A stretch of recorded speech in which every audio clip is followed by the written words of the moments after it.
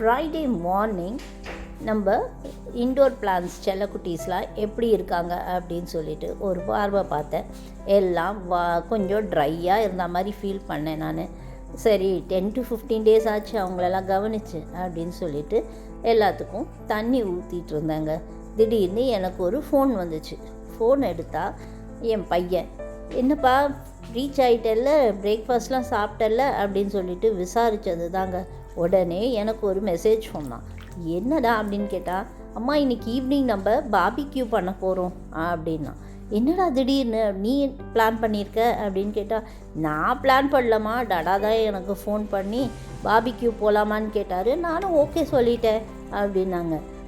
உங்களுக்கு என்னடா ஒரு இடத்துலேருந்து ஓகேன்னு சொல்லிடுவீங்க, அதுக்கு உண்டான ப்ரிப்பரேஷன்ஸ்லாம் செய்ய போகிறது நம்ம தானே அப்படின்னு சொல்லிவிட்டு, சரிடா அதுக்கு உண்டான ப்ரிப்பரேஷன்ஸ்லாம் செஞ்சிடுறேன் அப்படின்னு சொல்லிவிட்டு அந்த ப்ரிப்ரேஷன் தாங்க இந்த வீடியோவில் நீங்கள் பார்க்க போகிறீங்க. உங்கள் வீட்லேயும் இந்த மாதிரி தான் நடக்குமான்னு சொல்லுங்கள். திடீர்னு பிளான் பண்ணுறதும் திடீர்னு ஏதாவது ஒரு ஐடியான்னு வர்றதும் உங்கள் வீட்லேயும் அப்படி நடக்குமான்னு சொல்லுங்கள். ஆஃபீஸ்க்கு போகிறாங்களா பிளான் பண்ணுறாங்களான்னு தெரியலங்க. சரி, இந்த வீடியோவில் இதை பற்றி தான் இருக்க போகுது. Welcome to my channel being Mirandas. நான் உங்கள் நித்யா மிராண்டா. ஓரளவுக்கு லைட்ஸு எல்லாத்தையும் சார்ஜ் பண்ண போட்டாச்சு. ஓகேங்களா, இதெல்லாம் பேட்டரியிலலாம் சார்ஜ் இருக்குது. இதில் என்ன இதுன்னு தெரியல, எது சார்ஜுன்னு தெரியல, கேட்கணும். ஓகேங்களா, நான் கொஞ்சம் பிளான் பண்ணி செய்கிற ஆளுங்க. ஸோ ஃபஸ்ட்டு எடுத்த உடனே ஒரு லிஸ்ட்டு போட்டேங்க. என்ன வாங்கணும், என்ன செய்யணும், என்ன எடுத்துக்கணும், இந்த மாதிரி 3ஆக பிரிச்சுக்கிட்டேன். ஸோ என்ன வாங்கணும்னு தெரிஞ்ச அப்புறம் நேராக பக்கத்தில் இருக்கிற ஒரு சூப்பர் மார்க்கெட்டுக்கு வந்துட்டேங்க.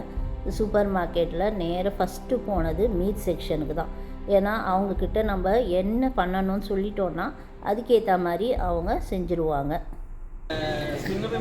வேண்டாம், தொழியோடு வேணும் 8 பீஸு. ஓகே, பார்பிக்யூக்கு 8 பீஸ் போட சொல்லியிருக்காங்க.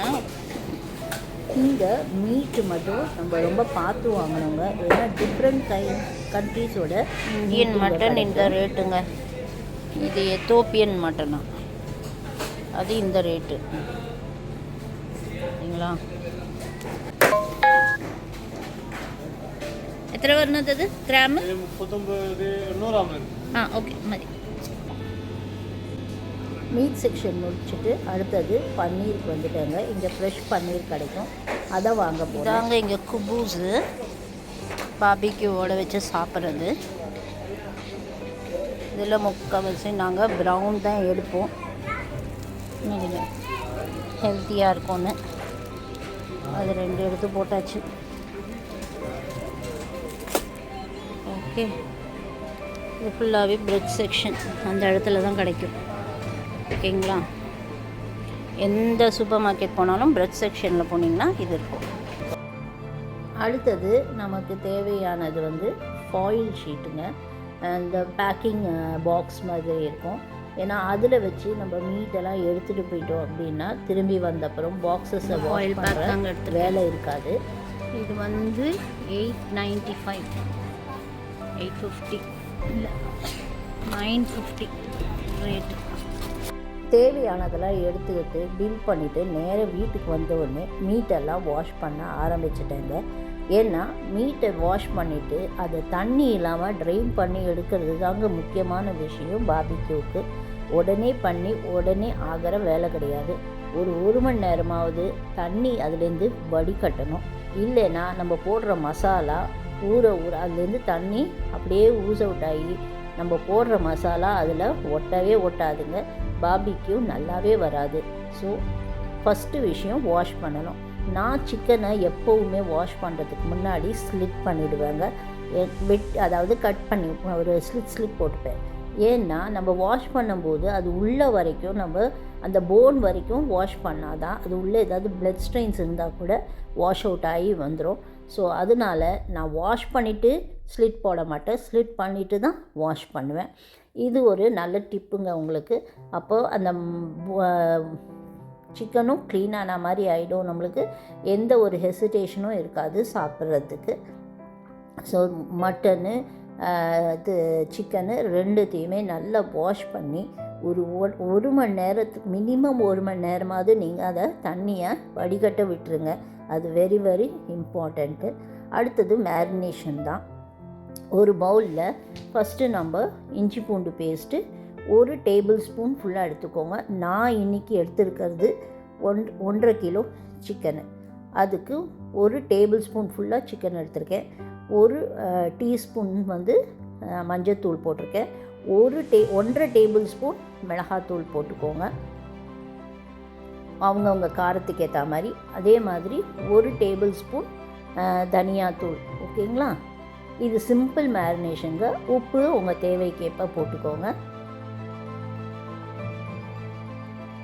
தயிர் தண்ணி இல்லாமல் நல்ல கெட்டியான தயிர் 1 டேபிள் ஸ்பூன். இதை போட்டு நல்லா பிசைஞ்சு எடுத்துக்கோங்க. வீட்டில் இருக்கிற பொருளை வச்சே நம்ம இந்த மசாலாவை செஞ்சிடலாங்க. இதை இப்போ நம்ம சிக்கனுக்குள்ளே நல்லா பெரட்டி எடுத்துக்கோங்க. அந்த ஸ்லிட்டுக்குள்ளெல்லாம் நம்ம வெட்டி வச்சுருக்கோம்ல இடுக்க அதுக்குள்ளெல்லாம் நம்ம அந்த மசாலாவை தடவிக்கோங்க. அப்போ தான் பார்பிக்யூ செய்யும் போதும் அந்த மசாலா உள்ள வரைக்கும் போய் சிக்கன் டேஸ்டியாக இருக்கும். உங்களுக்கு லெமன் வேணும்னாலும் போட்டுக்கோங்க, ஆனால் தயிரோட புளிப்பே போதுமானது. இப்போ சிக்கனை விரவி எடுத்துக்கிட்டேங்க. அதுக்கு இப்போ ஃபாயில் பாக்ஸை மூடின அப்புறம் மேலே நீங்கள் ஒரு இது போட்டு பேனால் எழுதிக்கோங்க. ஏன்னா 2-3 ஐட்டம்ஸ் நம்ம எடுத்துகிட்டு போகிறோம் இல்லையா. பாக்ஸ்னால் தெரியும் நம்மளுக்கு டிரான்ஸ்பரண்ட்டாக என்னென்னன்ட்டு.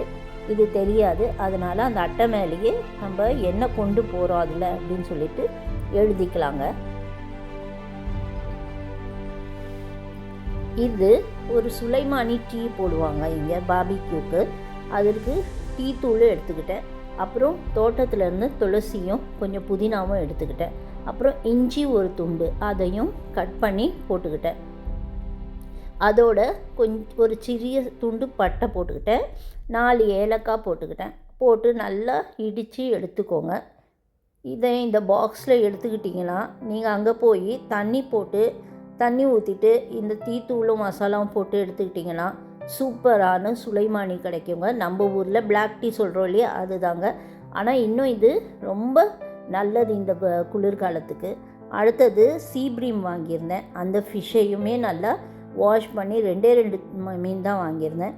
அதுக்கு நம்ம இந்த ஹரியாலி இது இருக்கு இல்லையா மசாலா, அதுதான் பண்ணியிருந்தேன். அதாவது புதினாவும் கொத்தமல்லி இஞ்சி பூண்டு உப்பு அப்புறம் லெமன் எல்லாத்தையும் போட்டு ஒரு பச்சை மிளகாய் எல்லாத்தையும் போட்டு அரைச்சி ஒரு பேஸ்ட் ஆக்கி வச்சுக்கிட்டேன். அதுதான் இதில் தடவினேன். அடுத்தது மட்டனு ஃப்ளஷ்ஷு மட்டும் உள்ள மட்டன் பீசஸை எடுத்து மேரினேட் பண்ணி இந்த ஃபாயில் பாக்ஸில் போட்டு எடுத்துக்கிட்டேங்க. அதுக்கும் மேலே எழுதிக்கிட்டேன் என்னது அப்படின்னு சொல்லிட்டு. அப்போ யாரும் இதை எடுத்து கொடுங்க அதை எடுத்து கொடுங்க நாங்கள் கேட்கும்போது அவங்களுக்கும் ஈஸியாக இருக்கும். அடுத்தது பன்னீருமே மேரினேட் பண்ணி எழுதி எடுத்து வச்சுக்கிட்டேங்க. இப்போ இது எல்லாத்தையும் நம்ம வெயில் காலமாக இருந்தால் ஒரு கூல் பாக்ஸில் ஐஸ் போட்டு எடுத்துக்கணுங்க. இது குளிர்காலன்றதுனால இந்த ஃபாயில் பேக்லேயே நான் இதெல்லாம் எடுத்துக்க போகிறேன். ஏன்னா இது ஆல்மோஸ்ட் இன்னொரு 4-5 ஹவர்ஸில் நம்ம குக் பண்ண போகிறோம். இங்கே இருக்கிற கிளைமேட்டுக்கு ஒன்றுமே ஆகாது. ஸோ இந்த பேக்லேயே நான் எல்லாத்தையும் பேக் பண்ணி எடுத்துக்கிட்டேங்க. இது நீங்கள் இந்த ட்ராவல் பேக்கை நீங்கள் வாங்கி வச்சுக்கிட்டிங்கன்னா நீங்கள் ஒரு பிக்னிக் மாதிரி போகும்போது சாப்பாடெலாம் கூட இதில் வச்சு எடுத்துகிட்டு போகலாம். கொஞ்சம் ஓரளவுக்கு சூடாகவே உங்களுக்கு இருக்குங்க. இந்த மாதிரி சில் ஐட்டம்ஸ் எடுத்துகிட்டு போனோம் அப்படின்னாலும் நல்லாவே இருக்கும். அப்புறம் ஒரு 2 கார்னை 4 பீஸை வெட்டி அதையுமே ஃபாயில் பண்ணி எடுத்துக்கிட்டாங்க. இந்த மாதிரி பண்ணி எடுத்துக்கும் போது பார்பிக்யூக்கு ரொம்ப ஈஸியாக இருக்கும் செய்யறது. இது கார்லிக் பேஸ்ட்டுங்க. இதுவுமே நம்ம சூப்பர் மார்க்கெட்டில் கிடைக்கும். அதையுமே ஒரு கவரில் போட்டு எடுத்துக்கிறேங்க. ஏன்னா கீழே கொட்டாமல் இருக்கிறதுக்காக. இந்த மாதிரி கவர் போட்டு எடுத்துக்கிட்டிங்கன்னா பேக்கும் ஸ்பாயில் ஆகாது. கவரில் சிந்தினா கூட கவரை தூக்கி போட்டுடலாம். இப்போது நம்ம பார்பிக்யூ ஐட்டம்ஸ் ரெடி. இப்போ எல்லாத்தையும் லோட் பண்ண வேண்டியது தாங்க. மேலேருந்து 3rd ஃப்ளோர்லேருந்து இறக்கி எல்லாத்தையும் என் பையனும் கசினும் எடுத்து எல்லாத்தையும் லோட் பண்ணிக்கிட்டு இருந்தாங்க, என் மருமகனோட கசினும். ஓகே, நம்ம ஸ்பாட்டுக்கு வந்தாச்சு. எல்லாம் சூப்பராக நாங்கள் அன்றைக்கி ஈவினிங் பார்பிக்யூ பண்ணி டான்ஸ் ஆடிக்கிட்டு ஒருத்தரை சிரிச்சுக்கிட்டு பேசிக்கிட்டு என்ஜாய் பண்ணோங்க. இந்த வின்டரை இங்கே எல்லாருமே இந்த மாதிரி தான் இது பண்ணுவாங்க, நேரத்தை போக்குவாங்க. அப்போ தான் அவங்களுக்கும் ஒரு ஃபேமிலி டைம் கிடைக்கும். Quality family time is very very important. இந்த மாதிரி நீங்களும் என்னோடய மேரினேஷன் சொன்ன மாதிரி செஞ்சுக்கிட்டு ஒரு சிம்பிள் மேரினேஷனோட பார்பிக்யூக்கு போங்க. உங்கள் ஃபேமிலியோட குவாலிட்டி டைம் ஸ்பெண்ட் பண்ணுங்கள். இது வெளிநாட்டில் தான் செய்யணும்னு அவசியமே இல்லைங்க. நம்ம ஊர்லேயுமே பீச்சுக்கு போங்க, பார்க்குக்கு போங்க. இந்த மாதிரி ஒரு சின்ன ஐட்டம் எடுத்துகிட்டு போய் நம்ம ஊரில் சுட்டு சாப்பிட்றதோ இல்லைன்னா சமைச்சு சாப்பிட்றதோ இந்த மாதிரி செஞ்சு பாருங்கள். உங்களோட குடும்பத்தோட சந்தோஷமாக இருந்து உங்களுடைய டைமை அவங்களுக்கு கொடுங்க. ஒருத்தரை பற்றி நல்லா புரிஞ்சுப்போம். ஓகே, உங்களை நான் அடுத்த வீடியோவில் சந்திக்கிறேன். பாய்.